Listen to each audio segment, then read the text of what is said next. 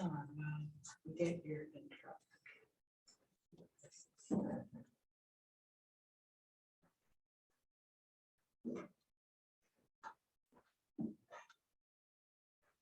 Please wait. Okay.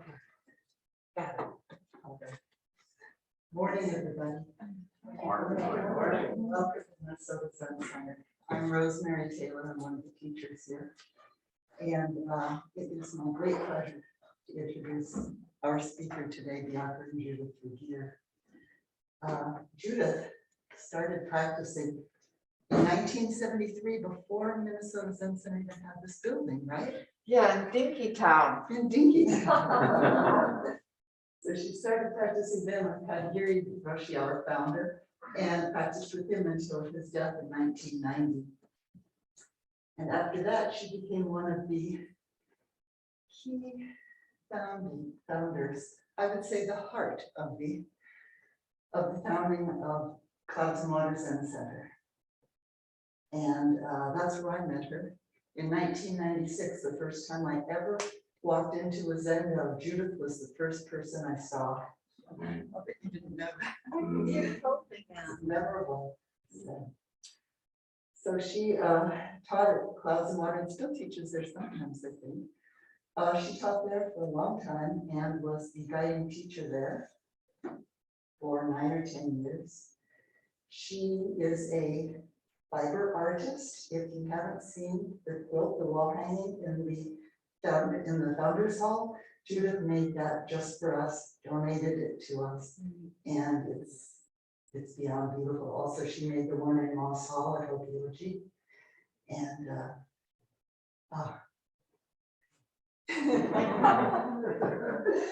and she's also an author and has a book coming out in the spring called, If I can remember, Untangling Karma, Intimate Zen Stories on Healing Trauma. yeah, I'm really looking forward to reading it. So thank you for being here. Thank you for being here. Let's get this on you. Over here.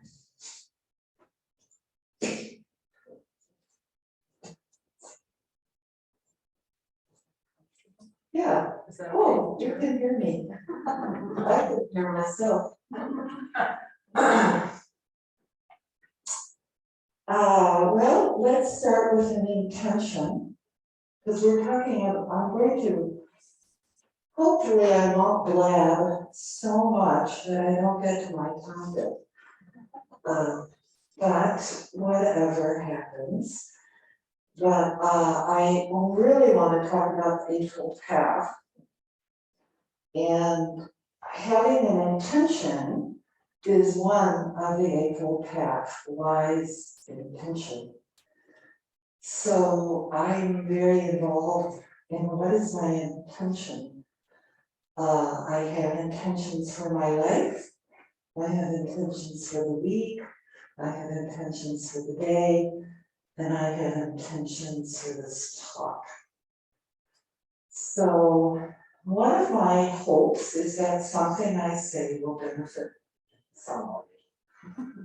So that's my main intention, is that my experience might benefit someone. And then I have a personal intention. Oops, I'm going to be vulnerable again. But my personal intention is that my anger at my past and my anger at Zen institution will be transformed into just information that maybe we can all use. So those are my two intentions. I feel very emotional to be here because I have a long history with this building. I did my first 17 years of practice in the Zen on the other side. I have a very deep feeling for Byakuren Judith still. And also I helped start the 12-step Buddhism program that's still running, I think. and we did that in 2004, when there was almost no information about how to practice the 12 steps from a Buddhist viewpoint. And I love this Zendo.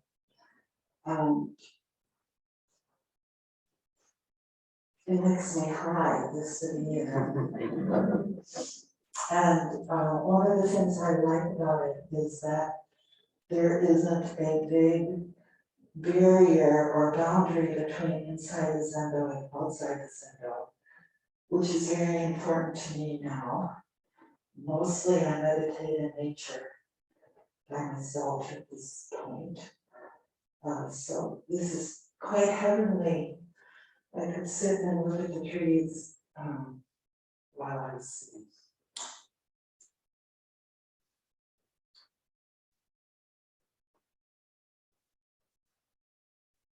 So 4 years ago, 4 years ago, I had a crack in my universe, an explosion in my universe. And it coincided with me leaving Cousin Water. It was, I was supposedly going on a sabbatical, but I believe the sabbatical has turned into not that. But anyway, at any rate, from something personal that happened in my life, I really had a breakdown. I didn't know what to do. I really didn't. With my life, with what it meant to be a Zen teacher, with how I handled my husband and my children, with lots of things like that.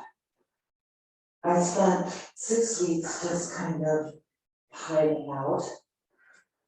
I couldn't sleep, and I remember Kadri Roshi telling me that when I had to cry and I was completely didn't know how to practice, that I should just sit in front of the altar and cry. And so, you know, in the early days, we all slept in sleeping bags in the Zendo during session. So I said, well, you know how to do that. So I went downstairs, I found my sleeping bag. And during that time, I slept in front of the altar. And that kind of calmed me down enough to be able to go to sleep. And I feel like, do you know about butterflies? The caterpillar goes into the cocoon and they turn into liquid. Did you know that? Their whole structure dissolves and then they reform themselves. Then they come out and they spend a little while just practicing and drying their wings, and then they fly away. And when my kids were little, we used to raise monarchs. So this whole process was very much in my family life. And that's kind of how I feel like what's just happened. You know, it happened once before in my life when I left Clouds and Water the first time. There was a big trauma at Clouds and Water and I left. And I also went into a cocoon and it was about 4 years long. And then I came out. So this actual lecture is part of my coming out. I think my wings are dry. And this is the third talk I've given since I dropped out the site. And in that time, I've done a lot of thinking and feeling and evaluating my life in Zen, which is very scary to do because I used Zen for over 50 years as my root, as my grounding place, as the thing I always return to. And if I don't have that, I feel quite lost or discombobulated, or as Kevin children sometimes say, I feel kind of groundless, like I lost my ground. And when I was coming over here, I thought, well, this community knows more about this than me. because this community has been dealing with rituals and the protocol. That's my understanding, that contemporary sessions, you don't do a lot of protocol. So actually I can learn from you about how you do Zen without so much rigmarole, if you'll pardon my expression. I don't know how to do Zen anymore. But I also feel like I'm expressing my understanding in my daily life more than I ever have. So I'm excited about that. So one thing that has come through True Blue is the Four Noble Truths of the Eightfold Path. But I'm changing my emphasis on things. What I used to emphasize, I don't anymore. And that's what I'd like to share with you, is how my changes are happening within the context of the most basic teaching. The Four Noble Truths was Buddha's first teaching. And I believe that if you were to work with the Four Noble Truths and the Eightfold Path, and I'm emphasizing the Eightfold Path, that you could transform and feel deeply spiritual. So let's go. I'm going to kind of quickly go through the first three. Now, you know, those are very, very important and big deals. But I'm speaking to a kind of experienced audience, so I'm just going to do a little review of 1, 2, and 3, and I'm mainly going to work on the Eightfold Path. So let's take the next lecture. The next slide. Okay, we'll see if this works.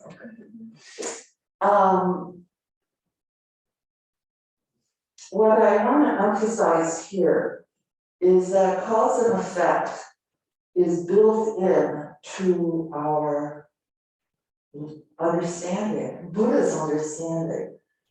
So sometimes I feel that the misinterpretation, or I could even say my misinterpretation, was that cause and effect you have to get rid of because it's karma. And then somehow if you get rid of that or transcend that, you will then be liberated. And when I relook at this, I see that cause and effect is one of the 3 characteristics of life, and that it's built in. It's not something that can be dismissed. It's actually something that needs to be used and function as part of practice. It is practice, karma, cause and effect. So the second truth, I'm not going to read it all because I think you guys know mostly these, but I just want to point out that the second truth is the cause of the first truth, that suffering is caused by how we handle our attachments. And the third truth, that freedom of choice, that's what I like the most now. I can't even say enlightenment anymore because nobody knows what that means. It's a name that has no meaning as far as I'm concerned. But freedom, that's closer, being able to choose what I want to do is a kind of freedom or liberation. So and Thich Nhat Hanh, dear Thich Nhat Hanh, actually just calls it well-being. How do we find well-being in our life? And that third truth is caused by the process of the Eightfold Path. Okay, next slide. So this is the second noble truth. I just want to bring up my favorite Lojong slogan. Do you guys know the Lojong slogans? They are a Tibetan teaching. And they have, the practice is Tonglen, which is a certain type of meditation practice. And then there are 52 slogans that go along with that practice. The two of them together are merged. And they really are, in a lot of ways, the way the Tibetans deal with the emotional body of a human being. And this is one of my criticisms of Zen. So this is just my experience. You can agree with me or not. I can handle it, I'm hoping, if you disagree with me. I think that Zen training is weak in helping people understand the emotional body, how to practice with the emotional body, and how to get through our karma from our history. Mostly in Zen practice, what I heard from Kagyu Roshi was just let it go. Or don't be concerned with that, just be in the present moment. Now, I was so wacky and psychologically dysfunctional that simply was not enough instruction for me. And I had to go to other modalities to find how to practice with my very disoriented emotional body.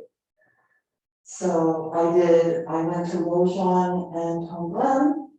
I found loving kindness. We'll talk about the divine abodes later, it's in Zen, but traditionally it was not emphasized. And I did addiction recovery work, and I did psychotherapy. Now I needed all of those to help me understand how to work with my emotional body, which I'm still working on. But the Lojong slogan that I almost love the most is at the top: 3 objects, 3 poisons, and 3 seeds of virtue. And I just like to say something about that it's very, very natural. The 3 objects is our natural response to life. I like it, I don't like it, or it doesn't matter to me. Even in our cells, they're doing that. When the blood goes by the cells, they say, I need that chemical, I don't need that chemical, or that chemical is toxic for me, or I don't care what goes by. Right? We're amoebas, like and neutrality. So this is just the way life arises. The part that gets tricky is when we begin to attach to what we like, have hatred or aggression towards what we don't like. And neutrality is hard, but the way the Buddhists say it is ignorance. Denial, I sometimes use. A lack of mindfulness. There's many things that could go in there. So the objects are okay, the poisons produce our suffering. And the practice is actually, when you see one of these arise, you plant a little seed of virtue. And that little seed could be the paramitas, anything you're practicing, patience, love, forgiveness is a big one for me. So that's really his practice in a nutshell. You're so observant, you know what arises, you see it clearly, and you're able to react with a point of practice. Next slide. And I know that it will convince this goes along with the second noble truth. Which side do you think we like to attach to? Pleasure, pain, success, and praise. And I deal with this every single day. And the ones I don't like are pain, loss, failure, or blame or criticism. So this is the framework in which we practice. I put in the T in terms of the divine abodes or our practice, is can we receive whatever arises, good or bad, right or wrong, that's what Dr. used to say. Can we receive whatever arises, no matter what wind? I used to always do this at Clouds and Water, if any of you are familiar. The worldly winds. Whatever wind is arising, you receive it. And then you figure out, is there a practice response? How do I have to respond to the pain? That's the wind of the moment. Okay, let's go to the next. This is the first talk I've ever given with a mask because I've been a reclusive for the whole during the pandemic.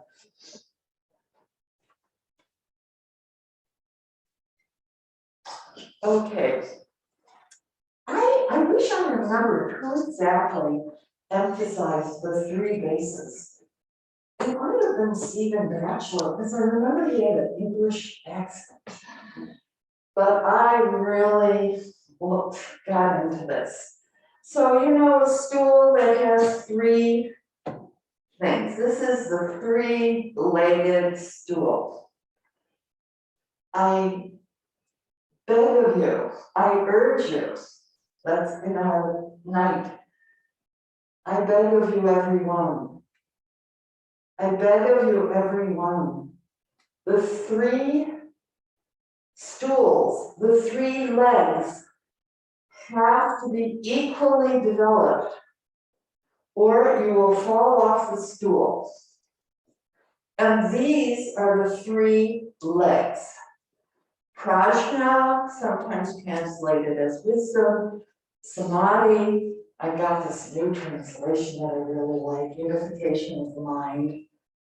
And sila, or ethics, and I've added embodiment.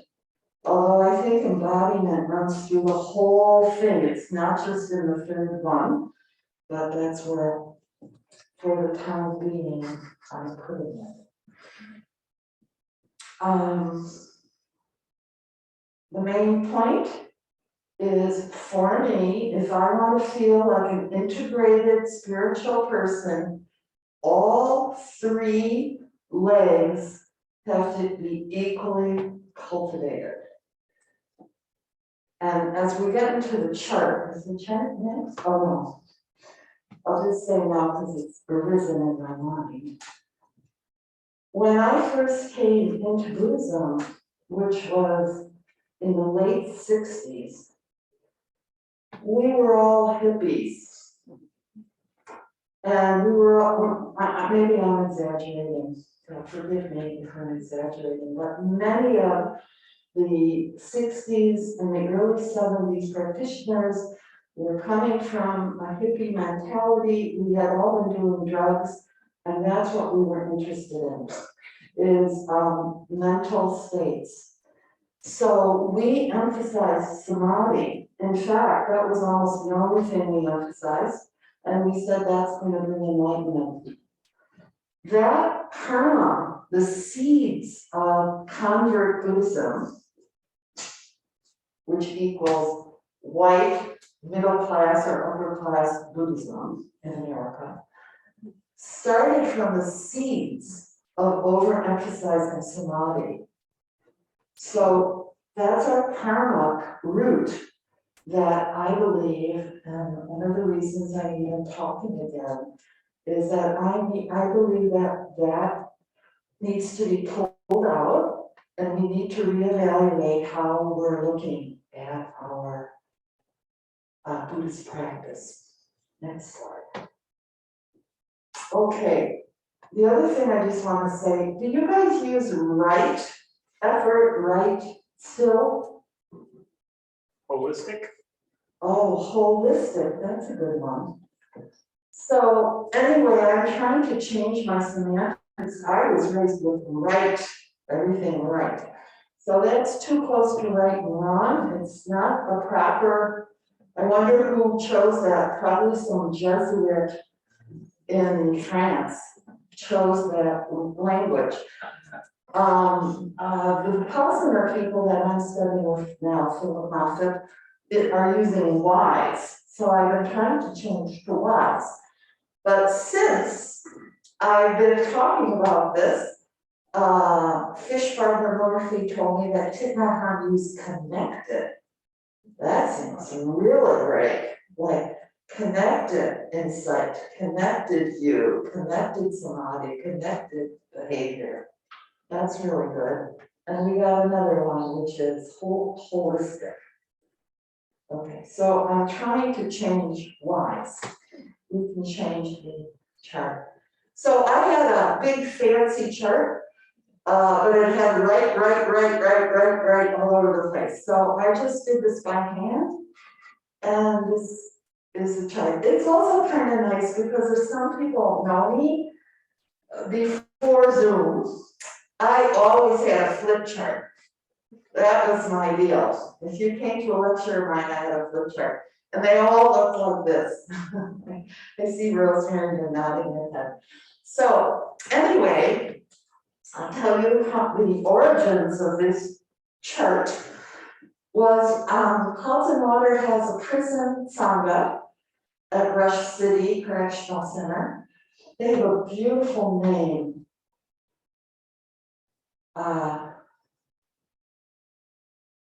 Unpolished Diamond Sangha. Oh. And I went there for many years. I loved going there. And what I learned was they got the Eightfold Path. And one of the big guys that you would cross the street if you saw him, he was as sweet as could be, actually. I loved him. He was very into Buddhism. He called the Eightfold Path his tool belt. And that when he went around the prison and he got reactive, first he told his friends that when they saw that his hands were punched and his hands were classified as a weapon in the prison. Whoa. When he said to his friends, if you see me clench my hands, come up to me and say mindfulness. And then he would go to the Eightfold Path and decide what he needed to do. Isn't that beautiful? This is a lifer, someone who was in for life. And he led, he was an African American, and he led quite a lot of the Black men in prison to a wholesome, kind of wholesomeness through Buddhism. It was quite nice to see us smiling. Can you see that? Okay, so when I gave a talk in a prison, I almost always referred to this chart because it was helpful for them to know what I was talking about, where it fit into the chart. Was it ethics? Was it wisdom? Was it concentration? And all of a sudden I realized how great and important this chart was for me. So, and I slightly changed it. So I'm going to start with samadhi. Let me just see if I go through, all right, what is that? Because that's where I started. In the late 60s and the early 70s, I started with concentration and mindfulness. And what I'd just like to say quickly about that is concentration and mindfulness are both neutral. They are not ethics-based. They just are. Your mind is concentrated and you're at one with what you're doing. But if you want to start working wisely, you have to have the backup of your ethical principles. That's what tells you what to do. So we didn't know anything about that. I'll just say too, to Han, I don't know if anyone remembers when Thich Nhat Hanh came here to MCMC. It was in the late 70s or the early 80s. he came to MCMC in his first round of going around America. Kagiri, Roshi, and Tinahan got along really well. Susan, I see, do you remember this?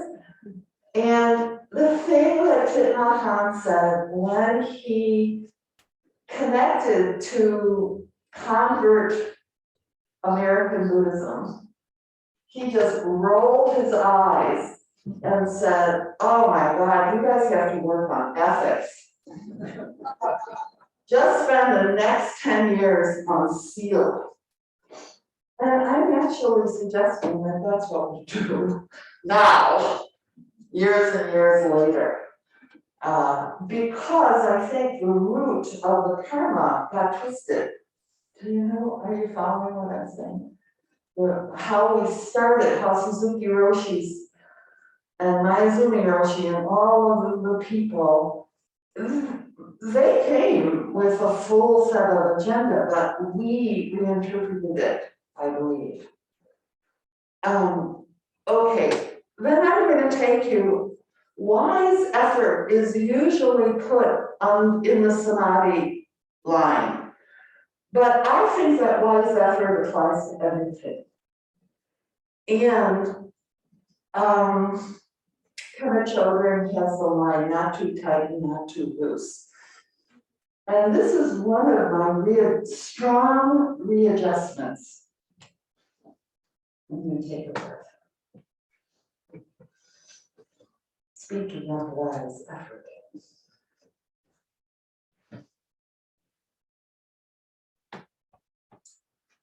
I'm a Jew, and I came from a family who worked from the minute they got, my parents, the minute they got up until the minute they went to bed, they were working. And they acquired a lot of power and money in their life. And I know that this was a reaction to World War II. They were proving that they weren't worthless, that they weren't animals, that they could contribute to society. But what I learned from my parents is workaholism. And I'm still working on this, trying to bring spaciousness and pauses and feeling into my life rather than just work. And I find it very ironic and kind of weird that I found Japanese Zen, because I fit right in. They don't have rest period during sessions. In fact, what I learned traditionally is that they were trying to get you to be overly tired and exhausted so that your perceptual grid would soften up and something new would happen. Okay, I understand that.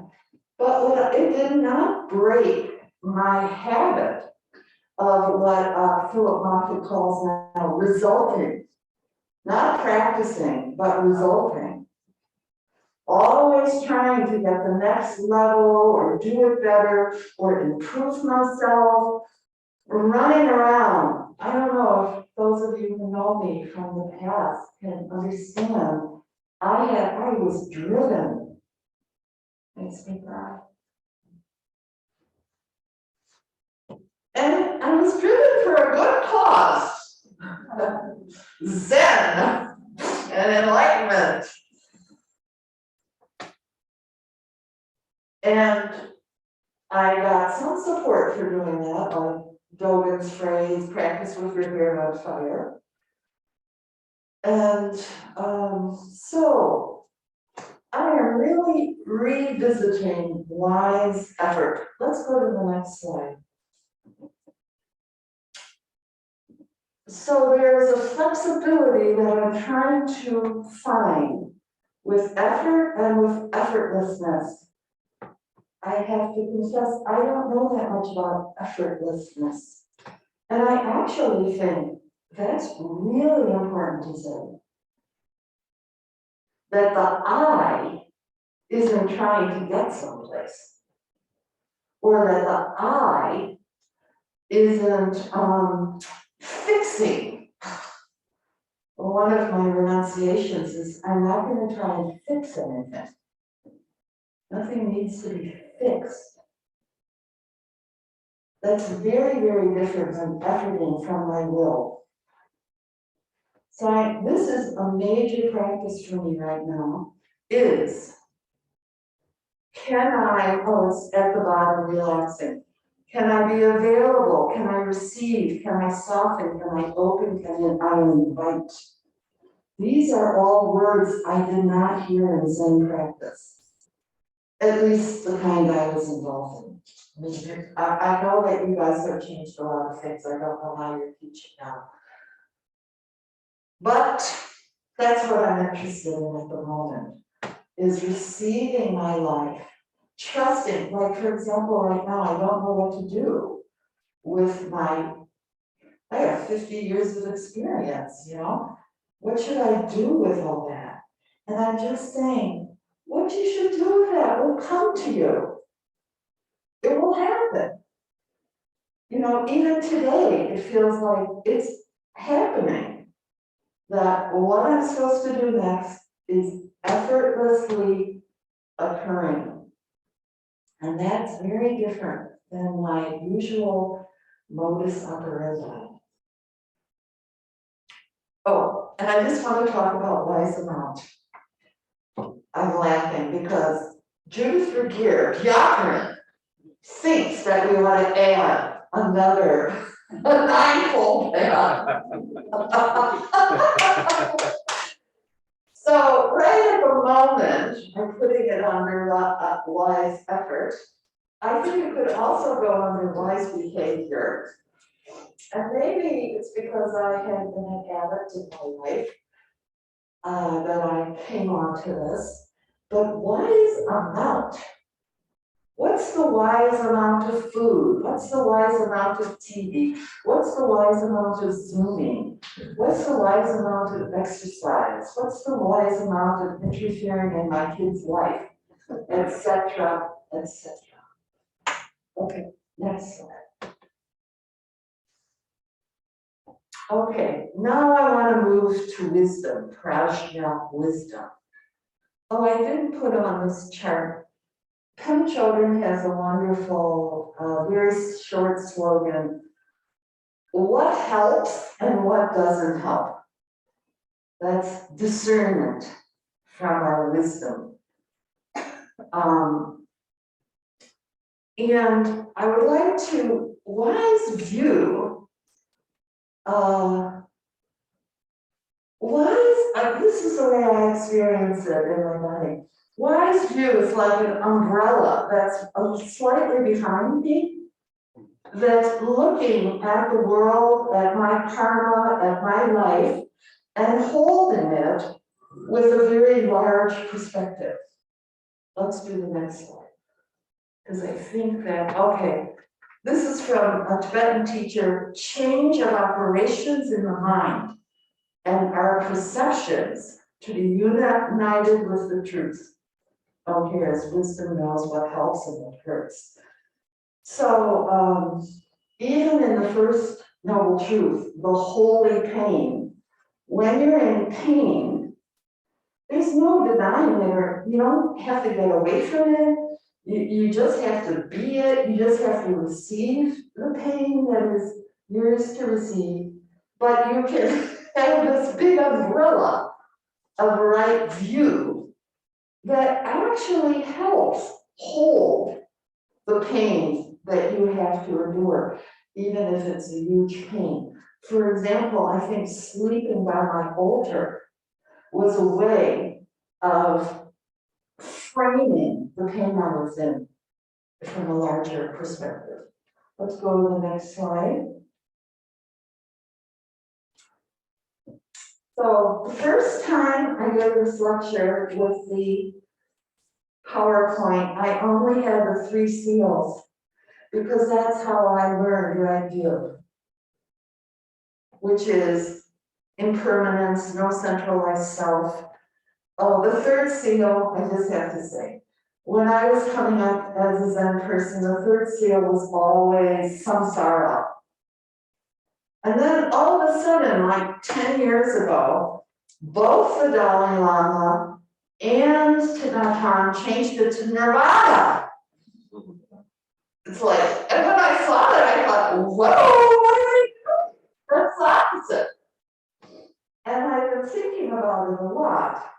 And now my point of view is that it is the understanding of cause and effect. That you can change, you can transform samsara into nirvana through your understanding how you're holding your life and your practice.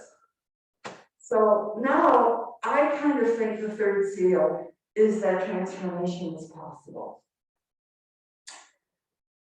And then after the last lecture I gave, someone said, well, this was all abstract, or not about embodiment, like more about the absolute. And I thought, well, that's not how I'm seeing it anymore. So I decided to put the four divine bows, the heart qualities in wisdom, with my umbrella. And I just want to tell a little story about the four divine bows. And it has to do with Byakuren Judith. I think I'm inspired by being at MCMC.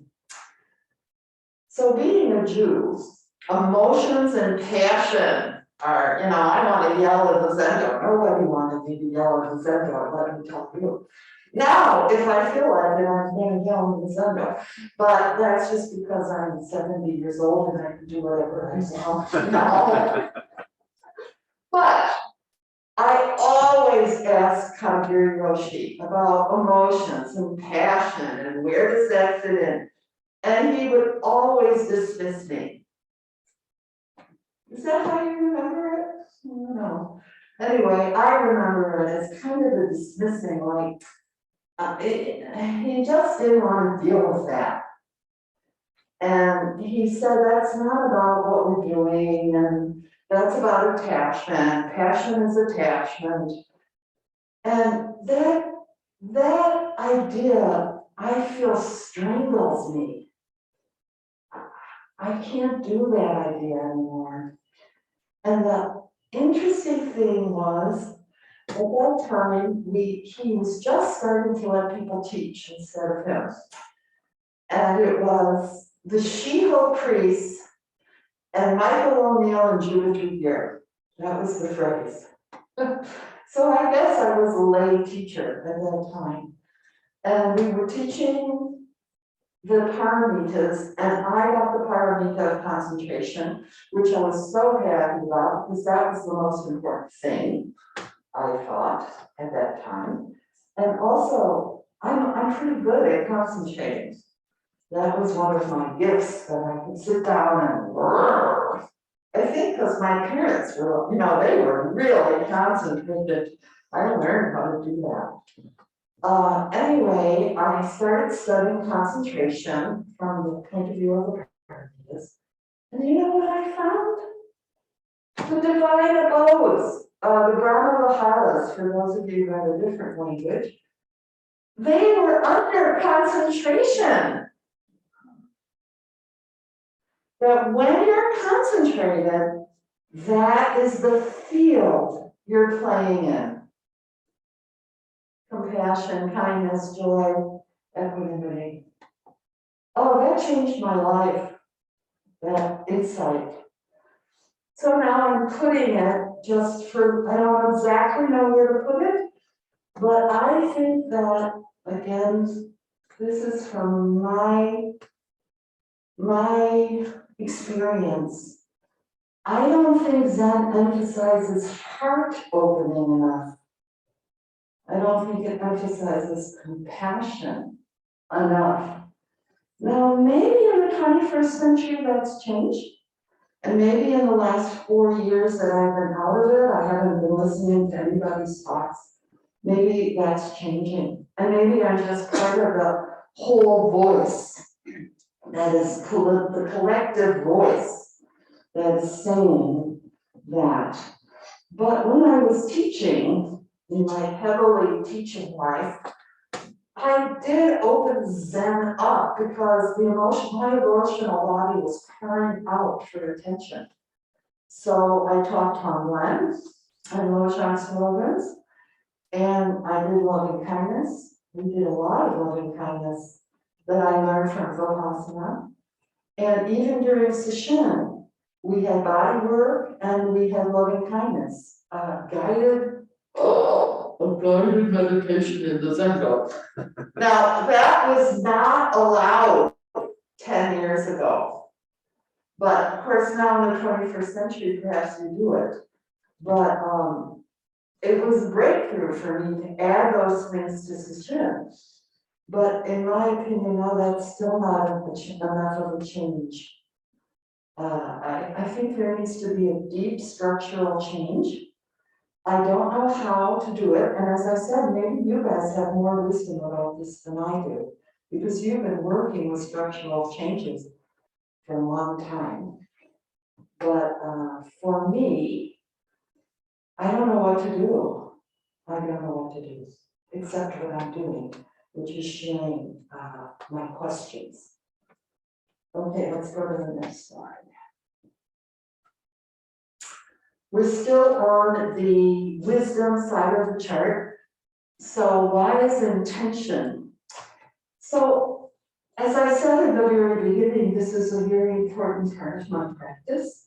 If you don't know what your intention is, you can't line up your mindfulness. Everything has to be in alignment.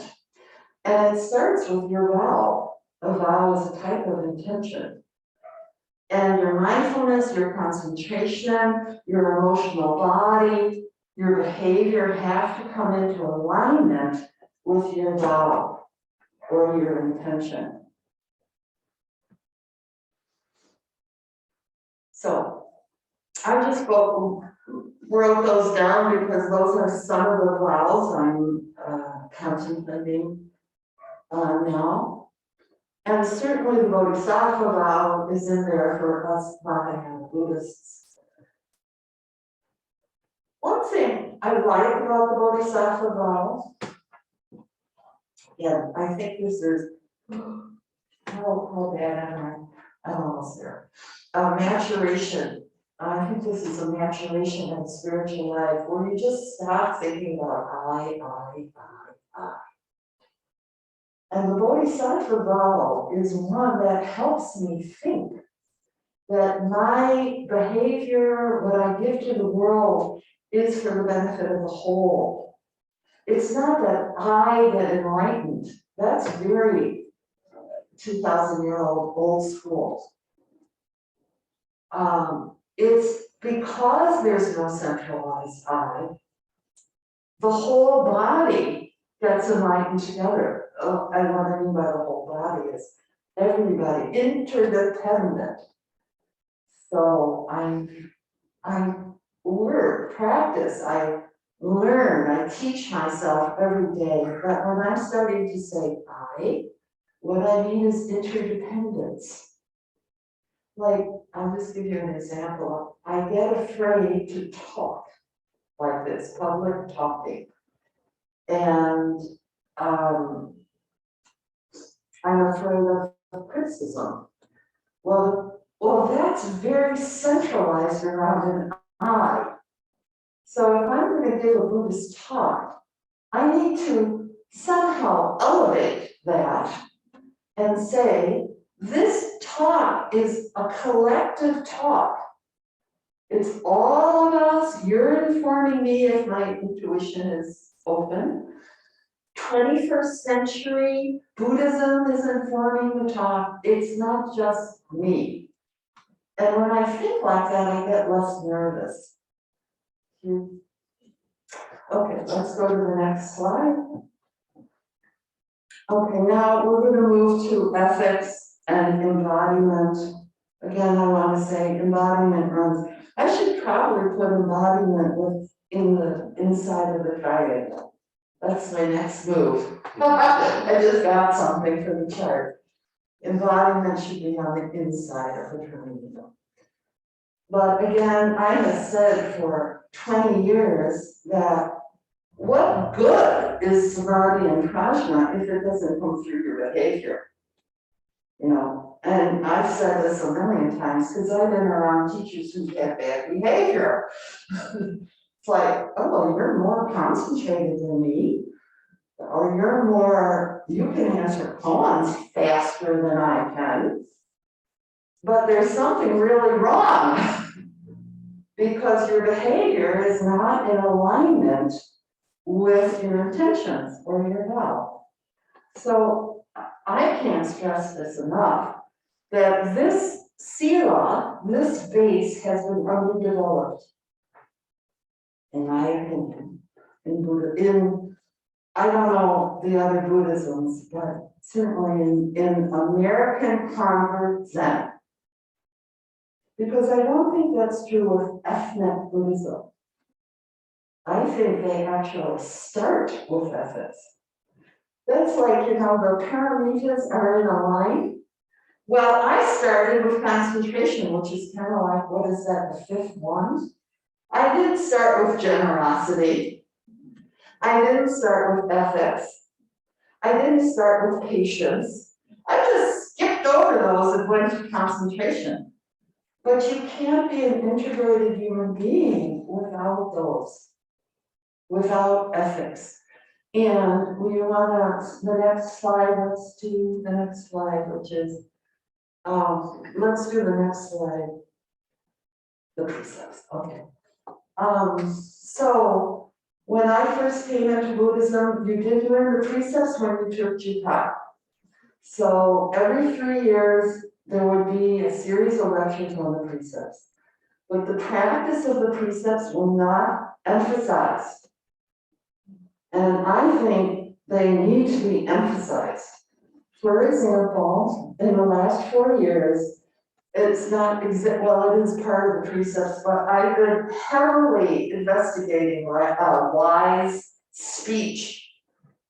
I've been doing nonviolent communication up the wazoo so that I can change how I'm speaking to people.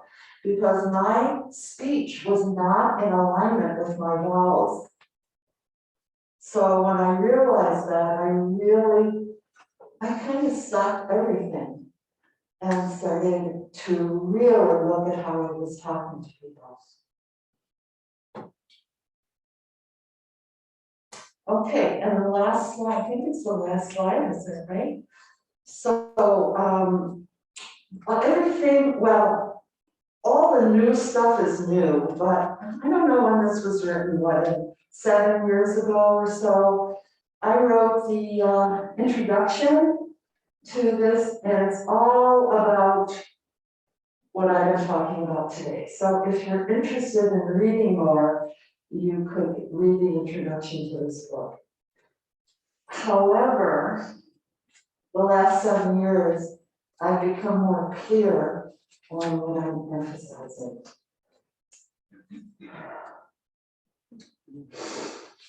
So thankfully, we have a little time for how did that